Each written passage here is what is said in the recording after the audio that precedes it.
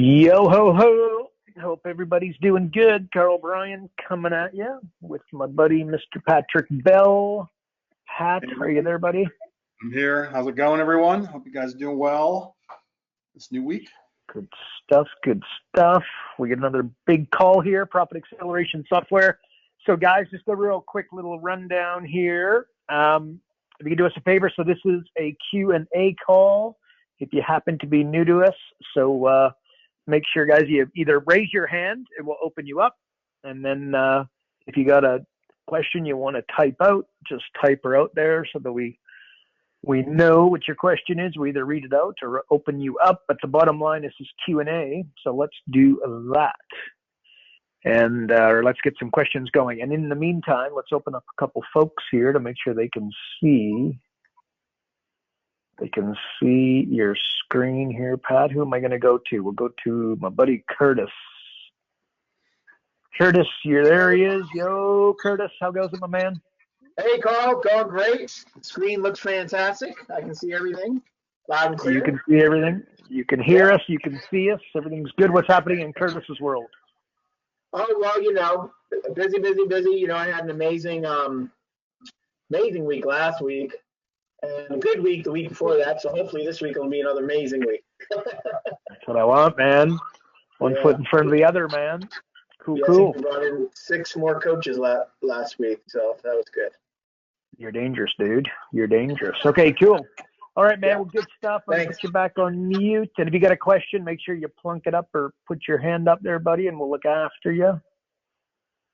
Let's scroll down a little further. Actually, you know who we need to open up? This is our boy, John Kosar.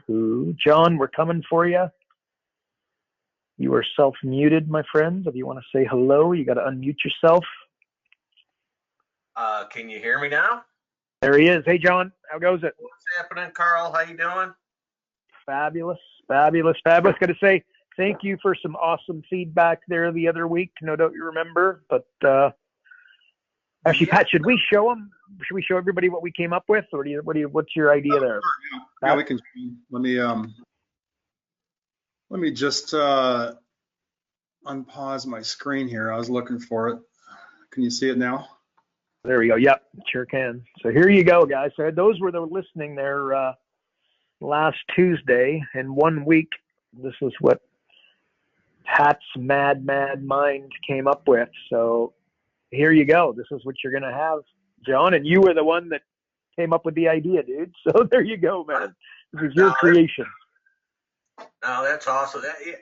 Yeah, like I was saying last week, I mean, to me, the big thing is it's all about measurements, and then being able to take those measurements and use it, for potential coaches and customers and clients and stuff. So no, this actually looks really cool. Maybe, John, could you do us a favor? So, because there's some folks that weren't here last week, could you maybe just explain kind of what you thought, what you experienced, what you did, and then our back and forth and why we created this. So that, would you mind doing that for everybody?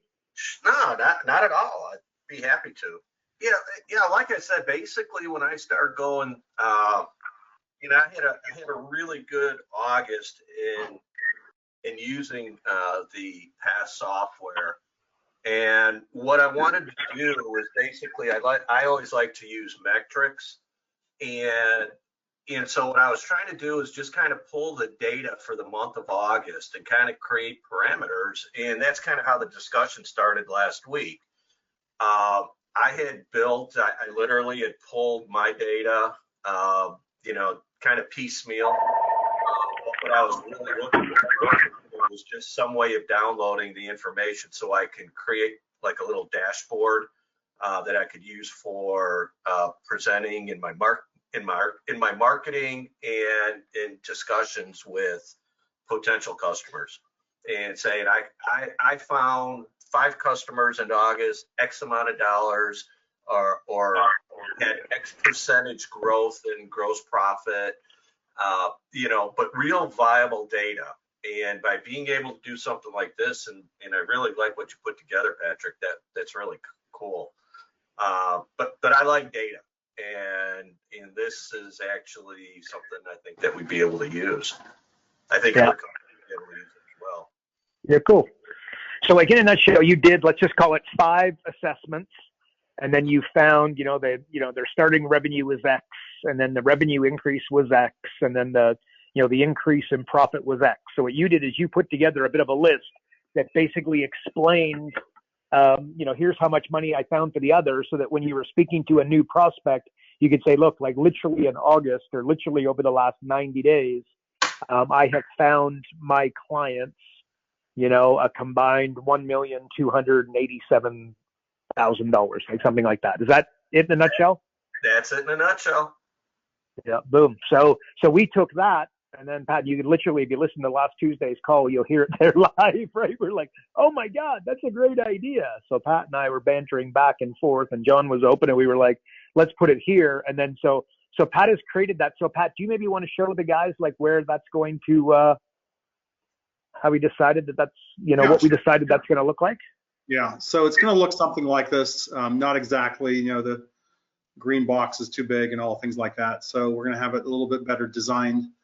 But we just wanted to have a few things in here. One was we wouldn't show the actual company names because we don't want you to break client confidentiality. So it'll appear in here something like company 1, company 2, have their starting revenue, the revenue increase, and the increase as a percent. So we'll let you decide how you talk to your own clients or prospects about if that's actual revenue you found them, or that's just what you identified, or that's what the client identified as a conservative number. And of course, then we have the starting profit, the profit increase, and the increase as a percent. We get those averages in there. And then this is just a graphical representation here of what it's going to look like. So maybe a lighter blue coming in here with current, and then the projection, or we might change that to the increase or something, but it's going to look something like that. So it's easy to stand out to say, here's what happened. The little blue dot on the end, that's indicative. We just go back here. I mean, this will adjust for everyone, but if your coaching fee is $2,000 a month, $24,000 a year, $1,000 a month, $12,000 a year, that's going to update into these numbers here. So that little blue box on the end is your actual coaching fee, and you can see how minuscule that looks. So just 3 big numbers we wanted to really highlight as well: average revenue increase, average profit increase, average ROI from coaching services. So these are some things that we can really, I think, would use to sell to a client. I shared the story how I walked into a $1 billion company, and one of their first questions was, what's your client history and what results have you produced? And I didn't have that information readily available. Man, if I had this, it would have been so impressive. Yeah. So we'll have a print button, email button, and the place it's going to go is, here's our dashboard. We're going to move this right-hand box up a little bit so it ends kind of where you see July 2nd will be about the bottom of it. We'll put another blue bar in there. This says new assessment, but we'll probably say results analysis. You can click on that, and you have this pop up. Hopefully we'll fill a lot of the screen that you'll be able to see something like this on that screen, which you can then print and email. Yeah, boom. So there you go. John, what do you think, man? I like it, but I do have 2 questions, a question and possibly a comment. So the question is this data going to be would I be able to click a button and download this, like into an Excel spreadsheet, or just even raw data? So so like if I wanted to, again, like you have company 1 through 7, if I, wanted to call it something else, or again, if I had permission from the but I probably wouldn't. I just want to be able to make sure that I can take it, I can manipulate it, I can create a graph, year, whatever, right? Maybe somehow to be able to pull the data myself. And then I can create month-by-month comparisons as well. And then, Patrick, going back to where you were saying where you might place it, is there a way to have something like this on a separate tab up top? Okay. Either the dashboard where you have dashboard, new company, new assessment, maybe, reports and graphs or whatever, something like that. So it would save screen space up here.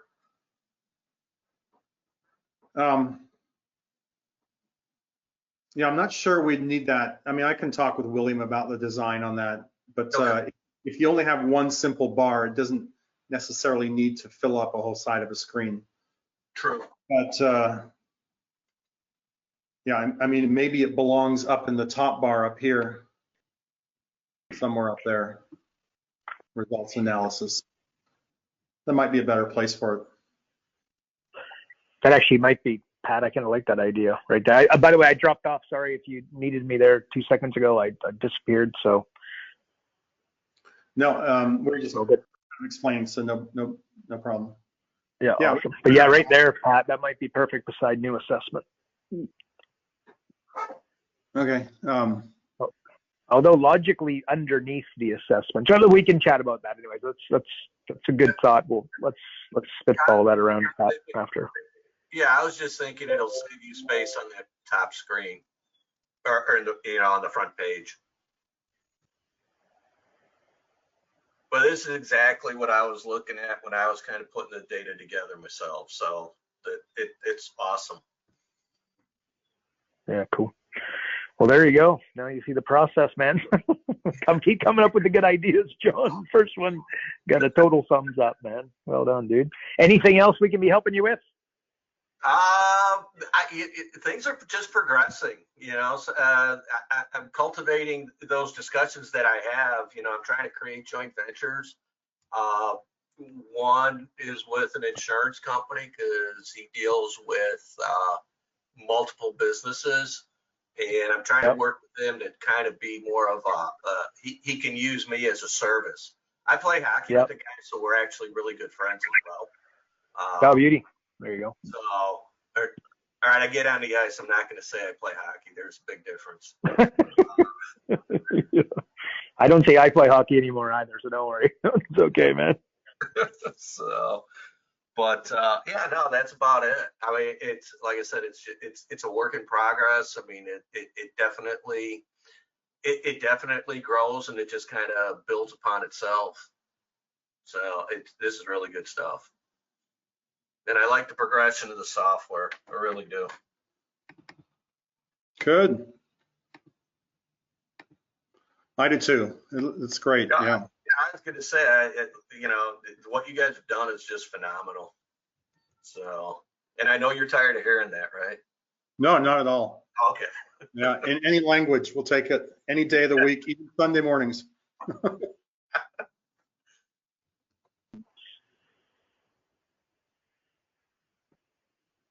So that's pretty much it for me for this week. Okay, sorry, Pat, I dropped off again there, guys. Sorry again. I don't know if I missed anything there, John, but anyways, awesome feedback, man. Appreciate it. That's good. Yeah, I think what we're looking at for production on this, I think it was around the end of next week, we'll have this ready. So. Wow. Okay. Yeah, we just bumped it right up to the top. So. Cool. Well done. Really. Okay, buddy. Good stuff, John. Appreciate it, man. Big time. Keep coming up with the ideas. If you got any more, that'll be great. But we're going to put you back on mute. And guys, I need some, we need some questions here. I'm flying down. You can raise your hand or plunk it in the box. The beautiful Valerie Shepard, we're coming for you, Valerie. Anybody else has a question? Raise your hand there, guys. Valerie, you are live. Thank you so much. I love being referred to as the beautiful. That was perfect. Made my there you go. Okay. I have a question. And a request. Okay, so I'm working with a client who actually, or a prospect. I think she's going to become a client today, so that could be really cool. But when we were talking about her PAS report, she divulged that the numbers that I have in there for revenue, like a little over a third, is actually contract manufacturing. It's not individual consumer purchases. And so I'm feeling like I want to redo that before we go forward, or as we go forward, let's put it that way, as we sign a contract and go forward, to make sure we're looking at the right number. because there's no way for the software to have taken into account contract manufacturing versus, you know, the 3 strategies that we put in were a market dominating position, alliances and joint ventures, and drip campaign. So don't I have to do something to account for the fact that 1/3 of that revenue number is not exactly the true baseline to start from? Yeah. Pat, your opinion there before I chime in? Well, I think just off the top, I'm thinking the easiest solve would be to go into the financials, take the revenue, and just say, let's chop that by 1/3, knock it down by 1/3, and say this is we're not looking at your whole company. We're just looking at this aspect of your company. We can look at your manufacturing separately, but if we're just going to look at this, the retail side of your company, this is probably more accurate number. And interestingly, the way she and I have been talking, it feels like the alliances and joint ventures could apply really well to the contract manufacturing side and not as well to the rest of what she, to the retail. And so it's an interesting dynamic, but it all looks pretty good. Yeah. But Valerie, can I tell you, this is exactly why she needs you. She needs a separate set of eyes that start thinking, you know, because she's one of those things where they're stuck in their business, not working on their business. And like literally the hamsters just started to run. Like we could all hear that as you were thinking about it. And like, that's you working on her business on her behalf, right? Like this is just why people need us. Just a separate, like the same way that you could look at our company, we could look at your company. All of us could look at their company. It's a different set of eyes, and there's just a level of power there that you just can't get when you're in the middle of the forest. So I would agree with that. And again, I would dare say, look, what you should do is, like what Pat said is a great idea. Just adjust those numbers a little bit, maybe reduce them down on the financials. But really what you should probably be doing is, get her on board, get her signed on. And then I'd be moving to the breakthrough 40 because she's got a pretty complex business there. You're going to find that process, with the sales teams and whatnot, you're going to be able to uncover some serious magic is what I'm going to tell you. Yeah, that's pretty much guaranteed. Okay, that's cool. Yeah, and remember another thing actually, and sorry, Valerie, if I could, and this is for everybody listening, remember so you think of what I just said, like in terms of curiosity, right? So it's like, look, let's call it Lucy, right? Like Lucy, let's get started because again, there's some different dynamics at play and just explain exactly what you just explained, right? Especially the fact where, joint ventures, I think are going to work a little bit better, on this side of the business, but the retail, is a little more traditional. So let's get this thing started. Let's have a look at these numbers, but what we'll do at about the 60-day mark is I normally delay it. I normally do it at about 6 months, but I feel like with you, we should go in fast forward. I've got something in my software. We call it the breakthrough 40. And again, that's where the real, the 497 million algorithmic weighted sequences come into play. And then we're going to produce a roadmap. And I really think that we're going to be able to uncover some unbelievable profit opportunities, some opportunities that, you've been totally overlooking to date. So look, let's get this thing started and we'll worry about that at about day 60.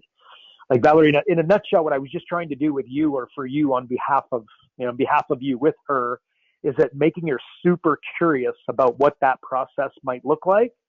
And curiosity is like, it's a superpower in sales. She's like, oh, wow. Yeah. Let me add it. Right. Like, so I don't know. Does that make sense? Do you like that? Do you follow? Totally. Yeah, I do. Yeah, there you go. So yeah, very good though, but I like it. High five for potentially getting this new beauty client on board. Yeah, good stuff. Thank you. And so if I may, yep. I have another, it's a question / idea. So I know that the software is really kind of our ace in the hole for closing sales. And I'm wondering, are we also looking at allowing what's in there to be used to track a client's progress within the PAS? Because when I look at that, and as I'm talking to these prospects, like they don't have a way to track. They're not making graphs. They're not looking at their quarterly and stuff as well as they could be. And I was thinking, like, if all the data is right there, our starting point is right there in the PAS, is there a way for us to, with a current client, we've got the starting point, we have what we projected we were going to do for them. Is there a way to load in their quarterly points and be able to show with pictures and stuff right from the software rather than me creating it on a separate spreadsheet, how we're doing? Pat, can you show her that on the like the meeting notes and whatnot? And so Valerie, in the answer, we're big time expanding this in the future. So that's what you just described is going to be built at a higher level within the software. But could you just show her, Pat, what we got? Yeah, right now we have the meeting notes. Just hang on a sec as it loads. There we go. We have these right now, and we can do some current revenue, things like this. What we don't have are some like higher level graphs, things like that we can track over time. We can't track right now who's responsible for what in the company, who's holding up the process, who's ahead of the process. So we're designing this actually going forward. Can you see my screen? Is that good? Yeah, I can. Yeah. Do you want to open? Yep. Maybe could you open up that spreadsheet at some stage here, Pat? I'm gonna go look for that here quick. Just hang on a sec. Yep. Yeah. So Valerie, really good question, and yeah, definitely. So it's there's Pat's kind of showing you. I mean, it's right there, ready to go. So we will. So we've got that, but yeah, here you go. This is where we're going, and check this out. So yeah, we're going to build this. It's in the queue to be built probably later this year. We're going to jump on that. But this looks pretty convoluted with a lot of squares and things here. That's just more explanations for us. But this is kind of where we're going with it, so that your whole implementation calendar, all your coaching steps are all in here, and all your numbers are in here, and everyone's responsibilities are in here. So we get snapshots right away of what's happening, who's doing what, who's behind on what, who we're waiting for. And then, every step of the coaching path is in here as well. So this is a major project, as you can tell. I'm really excited about it because it's going to take our software to this level that just makes it unassailable from anyone. But it'll take a while to get there. So, and once we start the process to build this out, it's still going to be 2 or 3 months to make this work. So yeah, just hang on, it's coming. Okay, great. I love it. Thank you very much.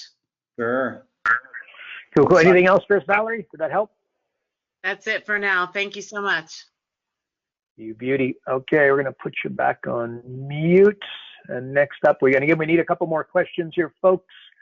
Una, we are coming for you. You are self-muted. You got to unmute yourself. There you are. Una, how's it going? Hey, I'm good, thank you. Good. I've got a question not dissimilar to Valerie's, and I apologize. I got interrupted halfway through when you were speaking with her, and I didn't catch everything that you said. I've got a client that's in retail. They've been selling a lot more online because of the pandemic. Before I kind of even came into this, I suggested that they do a subscription product, which they love that idea, and we're kind of working on that now.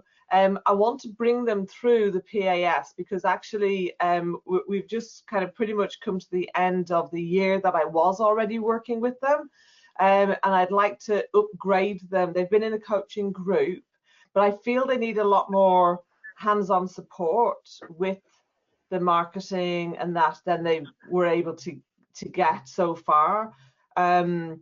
So I want to bring them through this and talk about how I can help them in a bit more detail. But same as what Valerie said, I'm just wondering about, so they got web sales, they are going to have this subscription which will be sold primarily online, but it's not their kind of day-to-day sales, and then there's the retail outlet as well. And I'm just wondering, how do I manage that in the PAS in terms of showing them the possibilities? Do I need to do 3 different things, or what do I do?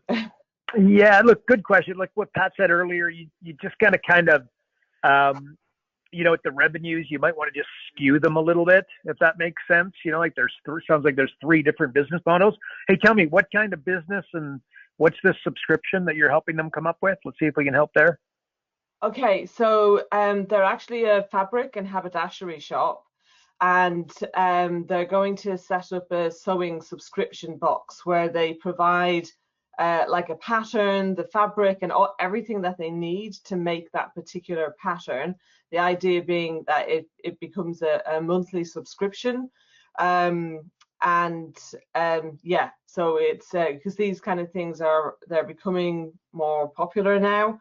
And they also they're kind of tailoring, excuse the pun, they're much more towards vintage. It's quite funny because I started learning to sew last year, and I'm making a vintage inspired wardrobe, and it just all kind of somehow came together that was working together. And I'm actually one of their customers now as well. So love it. So, and I'm their perspective, so it's really good because I'm totally in the head of their customer because I am their customer. You're right there. Yeah, I love it. Yeah. Hey, Pat, send her, what's that website you sent us to there? It was a couple weeks ago. The Knit Lovers or something? Yeah, that was funny. Knitstars.com. Yeah, you want to pay attention to this. Check it out. This is unreal. So this was really fascinating because I was looking at ways that people sell online and take something for me, which is what could be a very boring topic. And it's not closet knitting here, but it takes this is interesting because they've been on a waiting list for so long, and now they're on season 5 and a brand new video. So season 5 there, and they take something as boring as knitting for me, and then they have all these instructors. Yeah. And they produce incredible videos. And you think about knitting, like if anyone's doing knitting in the world, like would you go online? It's like, hey, I can download a pattern here, or would you come and see Knitstars and see their lives around the world and how they do things in these beautifully produced videos? So I was just looking at this and I thought, oh, this is fascinating. Anyway, so I think this was built on events are massive in the sewing community. Like there was one that is traditionally held every year in the UK down near London, and because of the pandemic they weren't able to have it, so they decided to have it online and raise money for charity. They ended up with they raised over £20,000 for charity with this online event. And it was only like, I think to attend, it was only like £15 a ticket. Wow. Yeah. Cool. There we go. So I love it. Well, there you go. We'll check out Knitstars. Like that's something interesting. But bottom line, all you want to do, like you just got to water down the numbers because they've got 3 different business models. But really, where you want to go, and this is what we explained to Valerie, is that breakthrough 40 is probably where you want to get them to in reasonably short order, because that's going to allow you to just uncover. You're going to go about 100 times deeper with their business model. So that's really where I would. Get the deal done, get them curious about it, get them excited about it, get them signed on. But breakthrough 40 is probably where you want to head to quickly so that you can really, both understand their business model at a higher level, but allow them to understand their own business model at a higher level and understand some of the opportunities, things like joint venture and upsells and downsells, cross-sells and proper upfront offers that they might not be realizing. Yeah.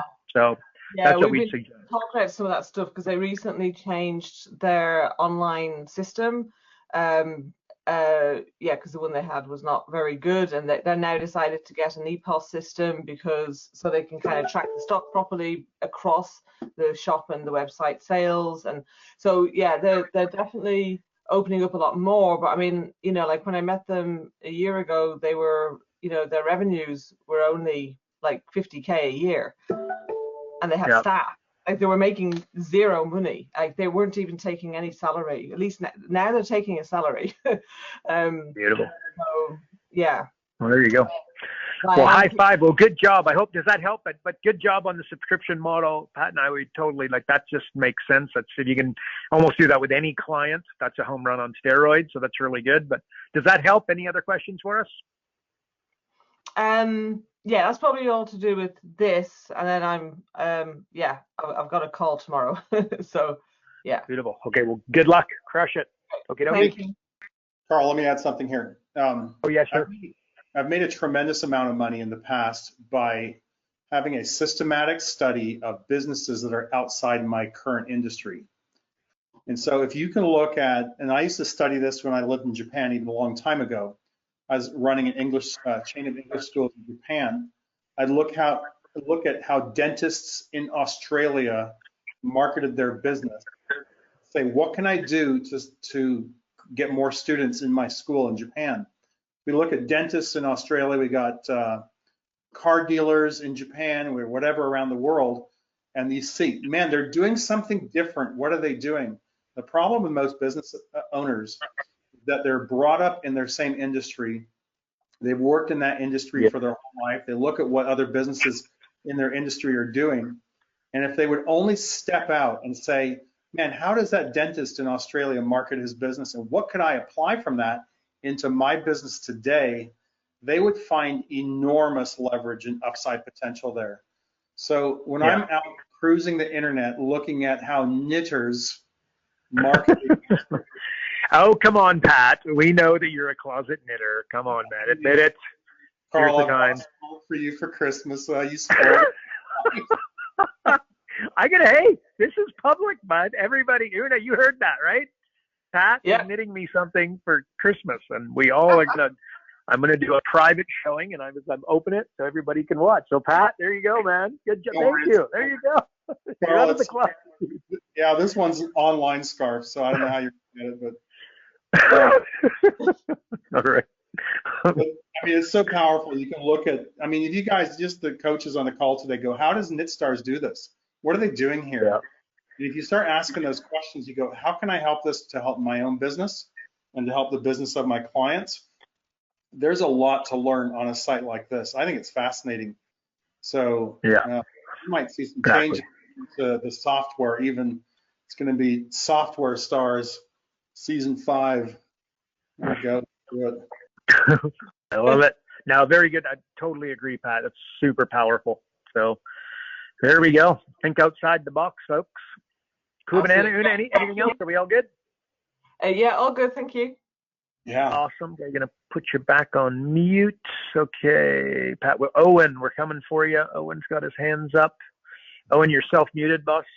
Got to unmute yourself. There he is. Owen, you're live. Hi, Carl. Thanks for that. So I'm relatively new to this. I've done about 2 or 3 profit acceleration software presentations, and I'd set one up with an accountant, and I probably hadn't done as good a discovery call as I should have done, because when I started, she just said that really they're really busy in terms of bandwidth, because I was starting by saying, would you like more leads? She said basically, no, we're too busy. So I had to quickly stop what I was doing and investigate this, because that's not something that looks obvious that the profit acceleration software can help with. In reality, what they've really got is they got some clients that aren't profitable or are more hassle than they're worth. And I asked them if they've ever got rid of a client, done a triage of them, and they said they only fired 1 client. And I said, what happened? And they said the client was really surprised. So I said, what, did you not? Yes, they normally are. The lawyer was very surprised they got fired. And the only reason they got fired is the person I was talking to threatened to quit if they didn't fire them. So I said, what you really need to do is learn to change your relationship with some of your clients. And what they're doing, and this is where the question comes in, what they're doing is they're putting together what they call a D list, which are clients that which are more hassle than they're worth. And I was looking at this profit acceleration software, trying to figure out if we can actually use aspects of this. And I think possibly there is, and I'd like to know what you think. I'm thinking we could triage, which is firstly, can we reduce costs in a way that brings some of these clients into profitability? The second thing is, with the rest, can we increase prices so that they come into profitability? And then the third group will be those that are left. And is that sort of a council to leave type thing, but at the same stage, we'll have to replace that revenue because they're a high margin business. So it's not like the normal increased prices. They're at 90% cheap. What are your thoughts? Say that last bit again. They're at 90% what? Gross profit. So if they lose a client, it's almost all profit lost because they've got, obviously, its salary is their biggest overhead. Yeah. What kind of business is it? An accountant. Okay. Oh, gotcha. Okay. Good job. Okay. But yeah, I mean, I think, Pat, I'd like to hear your take on it, but raising prices is the obvious one. Like, Pat, could you do unless you were going to show us something here quickly, Pat, I wanted to take you to raising prices on the Profit Jumpstart just to kind of pull up that box, but where were you going to go here? Great minds think alike. I was going to say, you can come in here and there's a lot of things. If they don't need more leads, that's fine. But if you start on, I was going to go to raising prices as well. But before you go there, if you can look at market dominating position and really clarify that really well and solidify that in the minds of the accountant, then with that in mind, as you come into raising prices, there are ways to raise prices correctly, and there's ways to really blow it.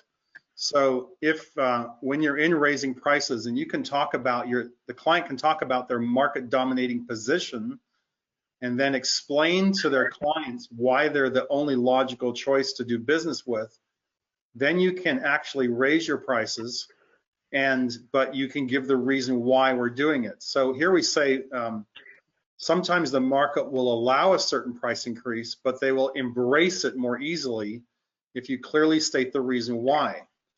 So it has to be logically acceptable and true to the market. And so if they say, look, these people can go to their clients and say, look, we need to raise prices, and here's the reason why. It's because, and you give the answers there for the reasons, logical and acceptable reasons.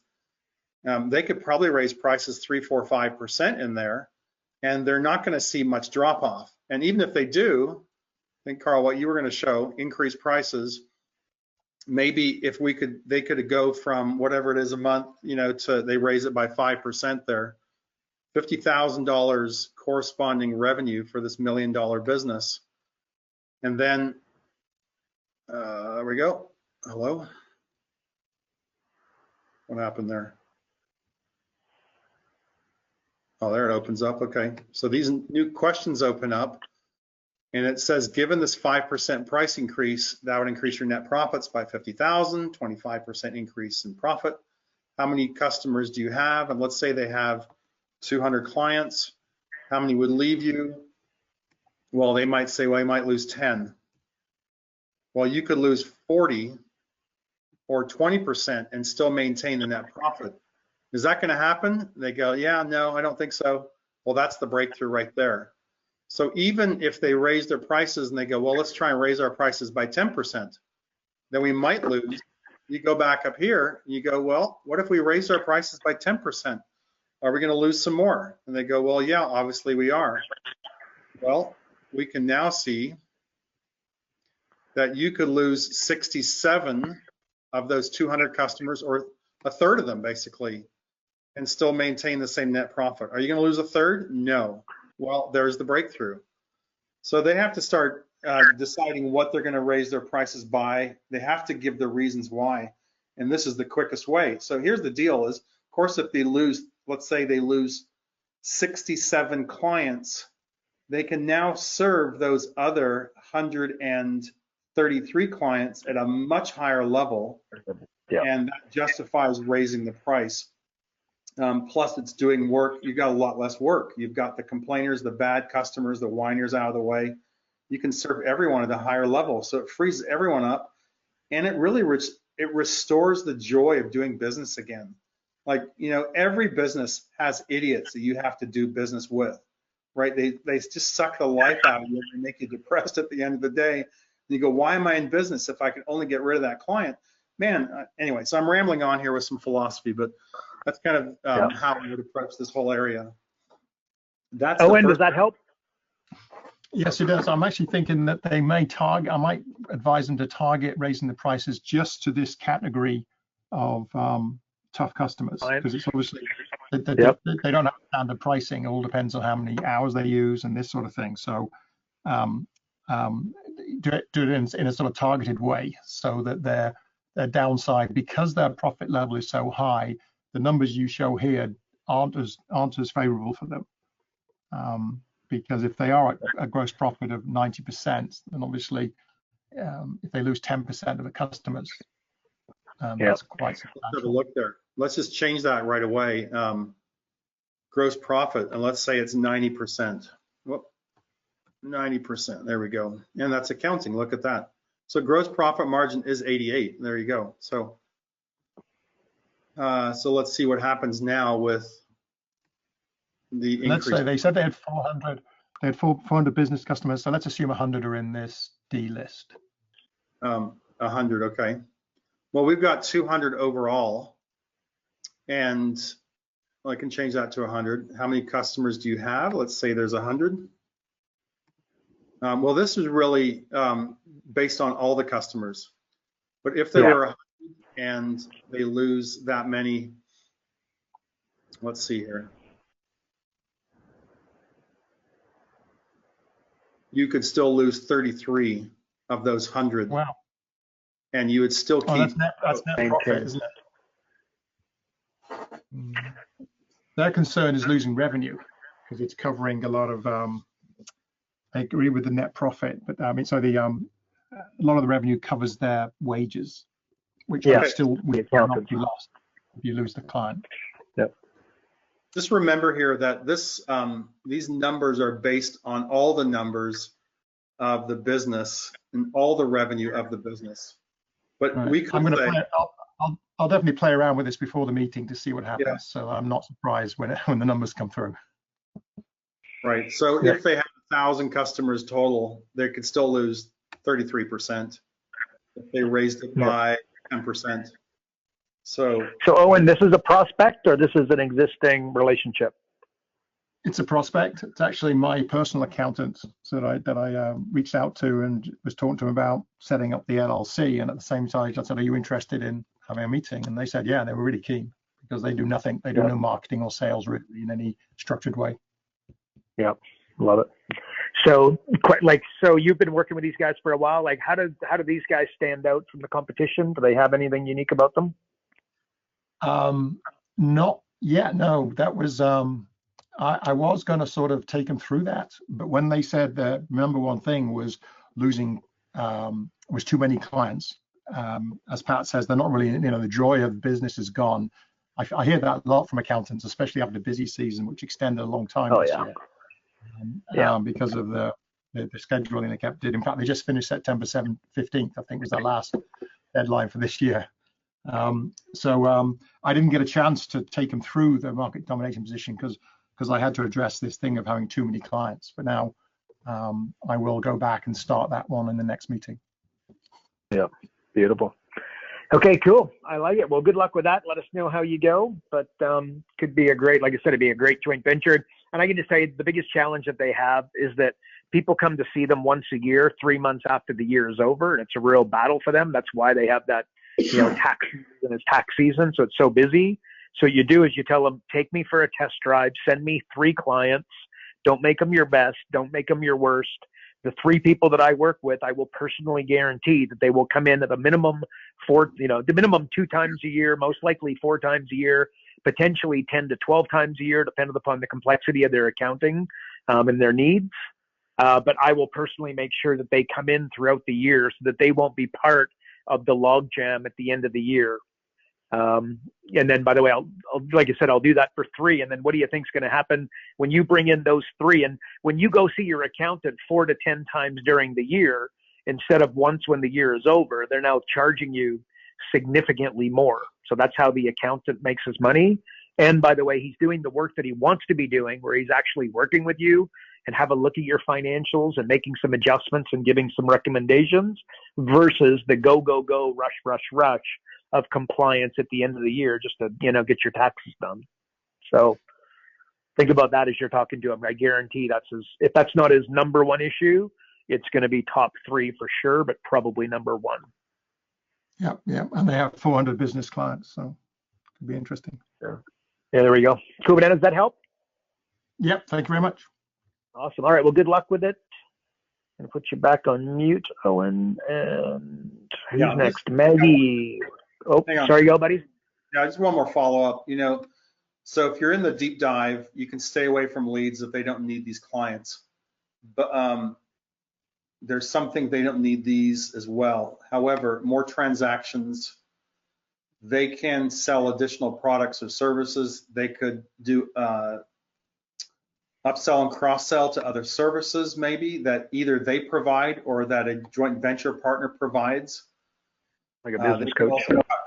In their firm, you could do a joint venture with this client and then just say, look, bring me clients, I'll take on business growth and I'll return a certain amount of revenue to you for every client that comes in, so they'll make more money again.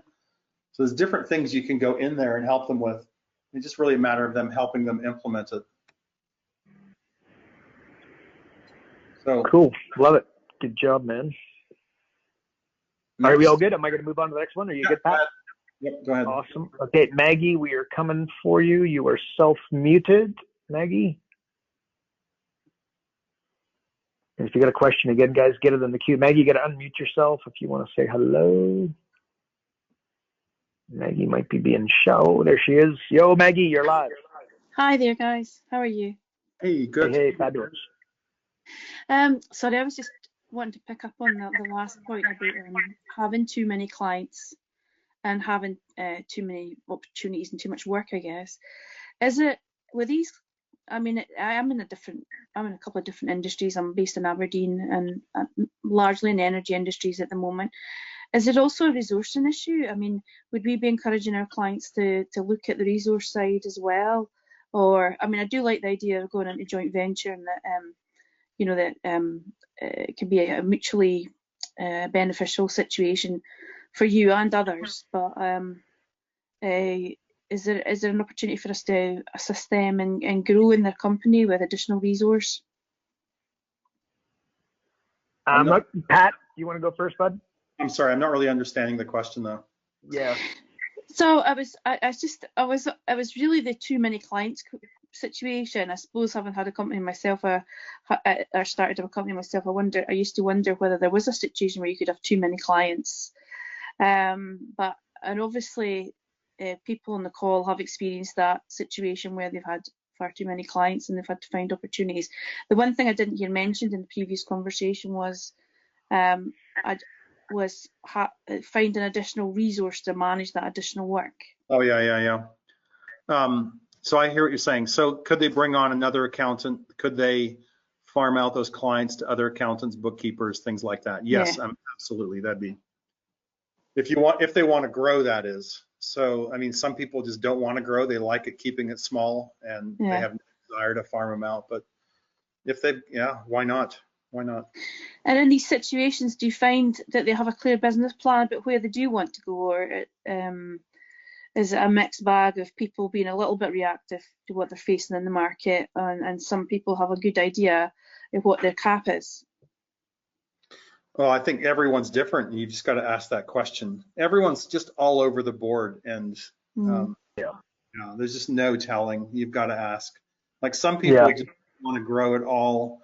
I mean, my accountant that I used up till about 3 years ago, he didn't want to grow. He worked out of his house. He worked his 80-hour weeks, and then within like a month of retiring, he had a massive stroke, and couldn't enjoy his vacation or his retirement. So, like, I just don't. I feel so bad for him. But like, people are in different things. It's like, maybe helping clients see that life can be so much richer than sitting behind a desk for 14 hours a day. Yeah.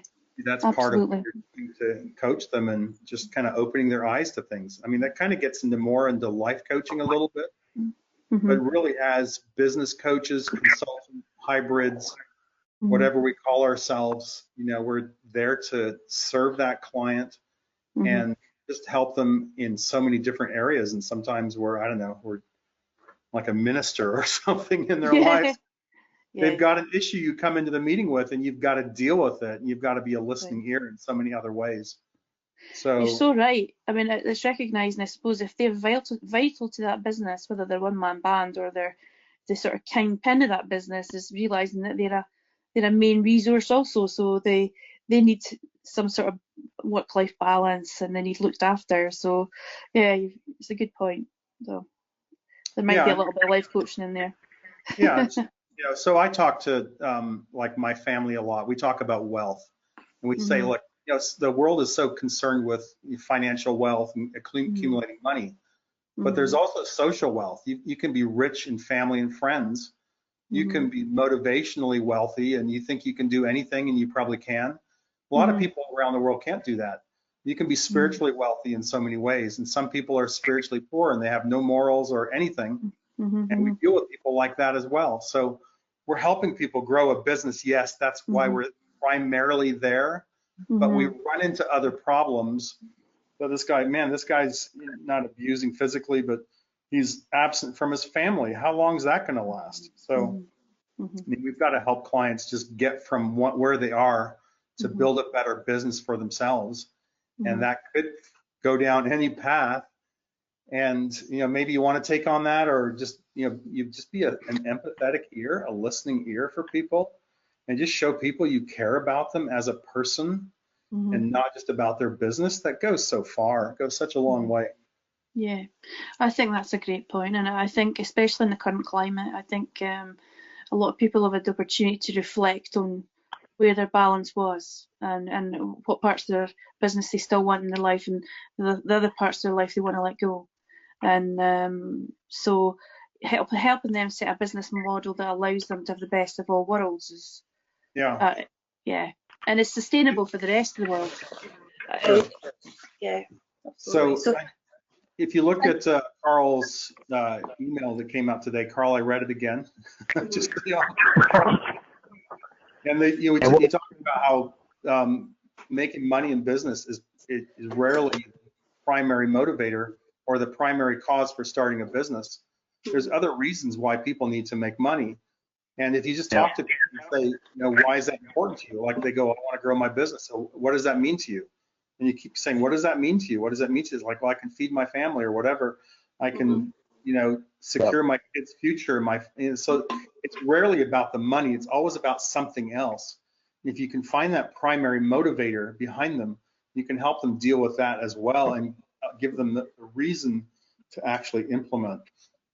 Yeah, brilliant. Thank you. There we go. Okay, Maggie, excellent. And I would just chime in with that very few people are strategic. They're not seeing the forest through the trees. So that's why they need us, quite frankly. So there you go. Awesome. Brilliant. Okay, Maggie, thanks so much. Thanks, guys. I'm gonna put you back on mute. You bet. No worries. And next up is Mark.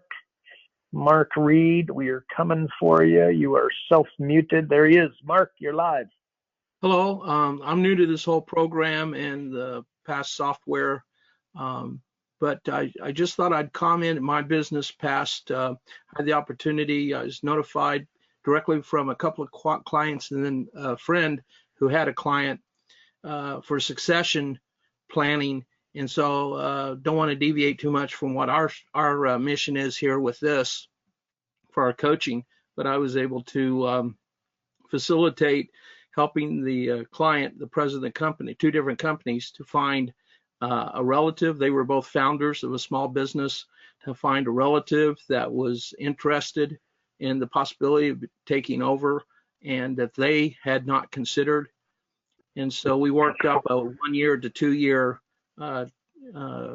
transfer of power. So the founder one was in his 60s, the other in his 70s, could go into semi-retirement.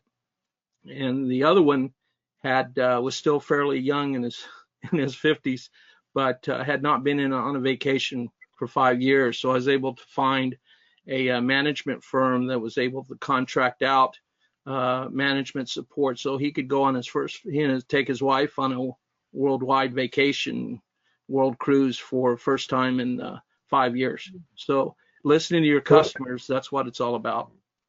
Yeah. High five, man. Good job. Good job. So you're new to us, or you're new to coaching? It sounds like you got some experience. Well, I've had a business contract consulting going for some time, specializing in operational excellence, process improvement, Lean Six Sigma, et cetera. And I've made a slight detour over into this world, and I'm loving it so far. I'm still very much a newbie in it. Cool. I love it. Sounds like your future's so bright. You got to wear shades, man. Good job, though. Mark, we're going to put you back to anything else we can help you with, Mark? Not today. Just soaking it all in, like I said on another call, drinking from the fire hose, but that's okay. Yeah, okay. Open wide, man. Open wide. Awesome, Mark. Thanks, buddy. And I'll tell you, we got time for one more. I'm going to go to my boy, Dale. Dale, we are coming for you. Dale, you're self-muted, buddy. You got to, there he is. Dale, you are live. How you doing, Carl? Fabulous, man. What's happening? I'm just enjoying life. I've been really enjoying the call here. I have a simple question that I sometimes get, and I would like your answers. What is the first thing that a new coach should learn, and what is the first thing they should do about and with the Profit Acceleration software to shorten the path to new clients and profits? Damn, you must be a coach, man. That's a pretty good question. Well worded. Pat, you want to go first? You want me to go first? I'm happy with either, buddy. You go ahead. Yes. So I would look. Well, we created. Can you go to the training for me, please, Pat? Yep. We created this, Dale, for a little bit. Oh no, sorry, no. Yeah, here, go hit the home button. Yeah, there we go. Yeah. So you see this training? This is, or actually no. So this isn't what I was looking for, but the you know the new training that you created, Pat, like where that's a bit of a PowerPoint slide. How do we do that? I don't have that in my platform because I'm an okay. admin. So, okay, Dale. Okay, that's cool. Like just everybody, if you guys just log out of your software and then log back in, it'll pop up for you. But basically, it's like a training to kind of run somebody through it and to just understand it at a high level and understand all the the different sections, etc. But I would say that the number one thing I'd be getting a new coach to do is to really get comfortable with our our upfront offer. I can find you $100,000 in 45 minutes without spending $1 on marketing or advertising. Get them saying that, get them comfortable saying that, get them believing that they can actually, because the big problem a lot of new coaches have is, can I actually do that? Like that might be all right for Dale and Carl and Pat, but am I going to be able to do it? And the answer is clearly that they absolutely can. So how would they do that? I would get them to go and fill out 10 assessments on their own and just pretend they're the chiropractor, pretend they're, whatever industry that they want to put in there, the restaurant, the butcher, the baker, the candlestick maker. And then, of course, I would get in front of a few business owners and basically deliver it. So I don't know, man. I think that's the easiest way to do it is to put it into motion, but just to get really comfortable with the $100,000 in 45 minutes without spending $1 on marketing or advertising. Because it's pretty much impossible to say that to somebody and not have them want, to get together to see a little bit more, et cetera. So, and maybe actually, Dale, I might include on that. I would also ask, what is your strengths, right? Like I personally, I'm, a sales and marketing guy. I've been in it since I was, a young guy. So I feel comfortable in sales and marketing. So those are, the areas like compelling offer is one that I would just go into. And I feel like I could speak really intelligently on. But let's say I was more of a systems guy, or I was more, what I mean? I was just the more analytical type, then maybe compelling offer isn't something that would be as comfortable. So that I would go into a different area. So that's the other thing, is work to your strengths. So I don't know, man. Does that help? Does that? Yeah, I think it's great. I think it's great, great advice. I think that, it seems that, the point you made is, hey, can I really do that? Can I really find somebody $100,000 in 45 minutes? I mean, really, can I say that with integrity? It's hard to get somebody to follow you to the parking lot if you can't say it with enthusiasm, and you can't say it with enthusiasm if you feel like Yeah. you're out of integrity. So you just got to get in there and you, like you said, you got to put the reps in and then make it Yeah. this unconscious competence. So I think that's exactly right. Yeah, so saying it with some mojo is exactly, but that right there, I got to tell you, man, they get, so, you know, and you've heard me say this and everybody else probably has as well, but if you introduce me to a business coach that's lacking leads, I'll introduce you to a business coach that is lacking confidence that they can actually help business owners, right? So Yeah. the best, well, here's another thing that I've often said is the best bit of homework you can give a business coach, and we do it, you know, for our newbies, but grab a piece of paper and a pen and write down 50 ways that you can help. And then just a chiropractor, a restaurant. So then as an example, we say, well, go, you know, if you Google my name and then restaurant case study, you'll see like a couple emails I wrote where I can't remember how much, but let's just say it's 50 different ways that I would help a restaurant owner. Well, when a business coach looks at that, especially when they use their own pen and their own paper and their own mind to come up with the 50, the next day they can't wait to pick up the phone to phone the chiropractor, again, the butcher, the baker, the candlestick maker, whichever industry, they've come up with 50 legitimate ways to be able to help them. Mm-hmm. You know what I mean? So again, that's probably another, which is very similar, I think, to going through the, you know, the profit jumpstart process, but probably on a different level when you got a pen and piece of paper and just literally writing different ways that you'd go about helping them. So, so I think that might also be some really good homework, buddy. That's what I think. Yeah. Good. That's awesome. I appreciate it. Thank you, Right, Carl. work. Good. Yeah. Cool, man. Good to be here. You, Good to be involved. Yep. Thank you. You bet, buddy. You're a legend. I'm going to put you back on mute. Oh, actually, hang on a sec, Dale. I get it. Hang on one sec. Dale, can I open you again? Open us up. You got to unmute yourself, buddy. We got to get going here in a sec. Oh, where are you? There you go. No, you're muted, Dale. You got to unmute. All right. I got to ask, man, how's the lake going? You're making your own lake in your backyard. Yeah, how's that going? Yeah, that's why I'm outside. I'm outside right now. You might hear some noise going on. It's done. Okay. It's done. They just finished it on Friday, and I'm laying some sod. So there's a guy dropping some sod off right now. And he's got this noisy. So am I gonna be over there? When am I over there fishing? When am I catching my first fish? That's my question, man. We'll put fish in it. We'll put fish in it this spring, and we'll feed them this coming spring. We'll feed them pretty good, and then by fall we'll have catchable fish. But hey, you're welcome to come down anytime. Well, I'm coming. I'm bringing my fishing rod, man, just so you know. Yeah. Pre-warned. You're pre-warned. Yeah. Okay. All right. It's not a lake. It's, you know, it came out a little over an acre. A little over an acre. I think about an acre and a quarter, something like that.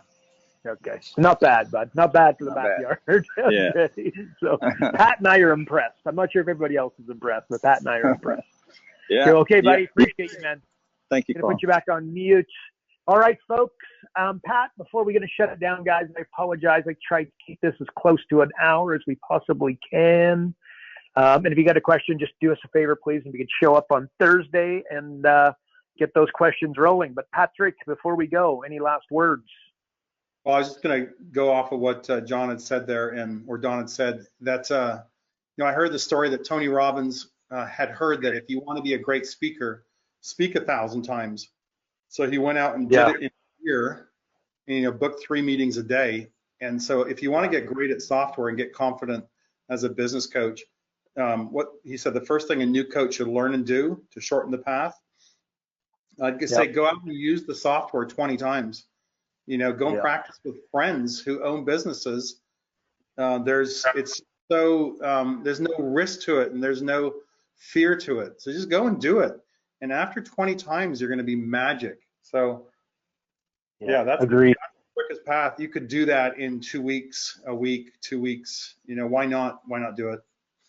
Yep. And then you'll have your mojo. Nope. High five, man. I agree totally. So to get out there, folks, and get her going. Okay. So that's it for today's Profit Acceleration Software.